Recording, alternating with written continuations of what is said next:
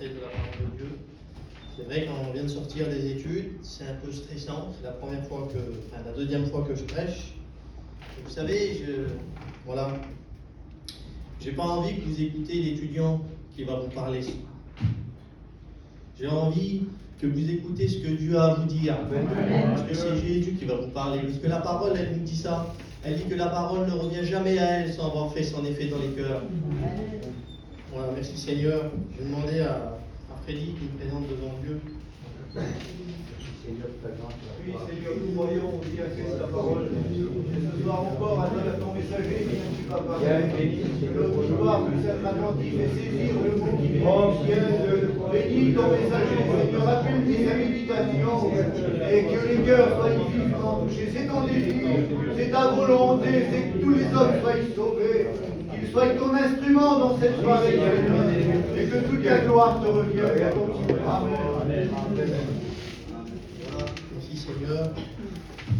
Merci à Dieu. On a écouté les chants, les cantiques, ils m'ont béni. C'était un petit peu sur le thème que je voulais prêcher. Vous savez, la Bible elle nous rappelle qu'un jour, Dieu a payé un prix. Dieu a payé le prix de sa vie sur la croix pour nous racheter d'un fait. Et le fait, ça a été le péché. Et le péché, vous savez, on ne l'écoute pas souvent, mais on voit à travers la Bible, c'est une trace qui part de l'éternité à l'éternité. Et on va faire une lecture ensemble, ça se trouve dans la Genèse, chapitre 2. Il va nous dire ça. L'Éternel, Dieu forma l'homme de la poussière de la terre, et il souffla dans ses narines un souffle de vie. Et l'homme devient une âme vivante. L'Éternel Dieu planta un jardin en Éden du côté de l'Orient, et il mit l'homme qu'il avait formé. Dieu avait fait un jardin, et Dieu avait mis l'homme dans le jardin pour le cultiver. Tout était bien, il n'y avait rien qui pouvait empêcher l'homme de parler à Dieu à ce moment-là. Et vous savez, il y a le premier à avoir péché dans la Bible, ça a été Satan. La Bible, elle nous dit que l'orgueil s'est trouvé en son cœur. Et Dieu l'avait précipité sur la terre. Et à ce moment-là, dans le jardin, on voit que Ève, elle va venir vers le serpent va la séduire.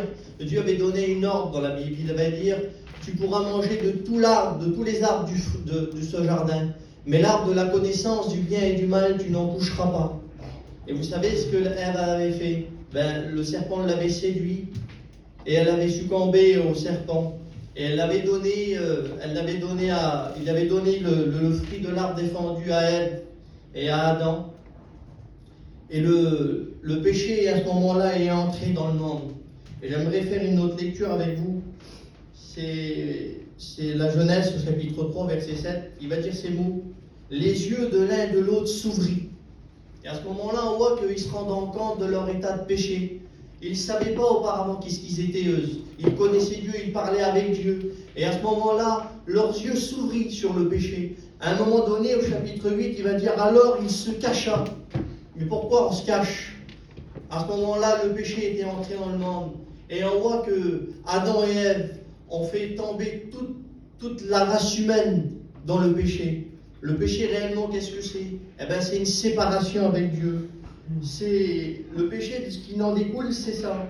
C'est la mort, la séparation avec Dieu, la peur, la honte, la tristesse, l'angoisse, la haine, le désespoir, la souffrance. C'est tout ce qui en découle du péché.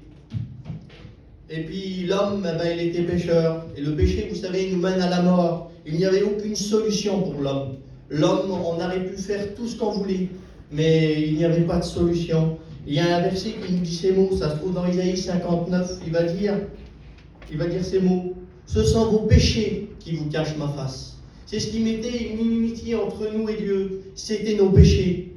Mais merci Seigneur, parce que Dieu un jour a trouvé le moyen. Et vous savez, le psaume 49, il va dire ces mots, psaume 49, au verset 8, il va dire « Il ne peut se racheter l'un à l'autre, car le prix de leurs âmes est cher, il n'aura point lieu. » On aurait pu ici remplir la salle dessous. On aurait pu tout faire. Laissez-moi vous dire que vous n'aurez pas eu assez d'argent ou assez de sous pour racheter l'un à l'autre du prix du péché. Le péché, c'était quelque chose qui nous colle à la peau. David va dire ces mots, il va dire « J'ai été conçu dans le péché ». Et le péché met vraiment une séparation entre nous et Dieu. On va voir un petit peu plus loin. C'est Isaïe 6. Et là, à un moment donné, on va voir qu'il fallait une solution. Vous savez, avant, dans le temps de la Bible, avant, dans l'Ancien Testament, la Bible, elle nous dit que le sang des boucs, le sang des taureaux et des agneaux couvrait le péché pour un temps. Mais c'était toujours à recommencer. Il n'y avait pas vraiment de rachat. Le péché était toujours ici, toujours devant la face. Mais un jour, il a fallu un moyen. Et le moyen, c'était celui-là. Dans Isaïe 6:8, il va nous dire ces mots. Il dit, qui enverrai-je? C'est Dieu qui parle. Et qui marchera pour nous? Quelle beauté, Seigneur. Il va dire ça. Il va dire, me voici, envoie-moi. Voilà le plan de Dieu pour ta vie. Le plan rédempteur. Dieu a préparé un plan. Mais Seigneur, pourquoi tu prépares un plan comme ça? Parce qu'il t'aime, il veut te sauver, il veut te sortir de tes angoisses, il veut te sortir de tes problèmes, de tes difficultés. Dieu, à travers sa mort et à travers sa résurrection, il peut te guérir ce soir. Il peut donner le salut pour ton âme. C'est le moyen a été donné pour l'homme à travers Jésus. Et on voit ce verset, Dieu a formé le plan rédempteur qui part de l'éternité. Et il va dire ces mots, c'est dans Hébreux 11, il dit que Dieu est l'architecte et le constructeur. Vous savez, si on prend un architecte, si on le fait venir ici, il va faire un dessin sur un papier, il va construire la salle, mais la salle, elle ne sera pas encore bâtie. Ce sera un dessin. Et l'architecte, il va déposer ce papier sur une table, et le constructeur, lui, il va venir et puis il va construire ce bâtiment. Et dans Acte 2, au verset 23, il va dire ces mots. Il dit, cet homme a été livré selon le dessein de Dieu, selon la précision de Dieu. Vous l'avez crucifié. Ce sont nos fautes. Mais Jésus, lui, il n'a pas été, il a donné sa vie. Il l'a donné lui-même par amour pour nous. Vous savez, la Bible, elle nous dit ces mots, c'est Jean 3,16, vous le connaissez. Car Dieu a tenté le moment qu'il a donné son Fils unique, afin que quiconque croit en lui ne périsse point, mais qu'il ait la vie éternelle.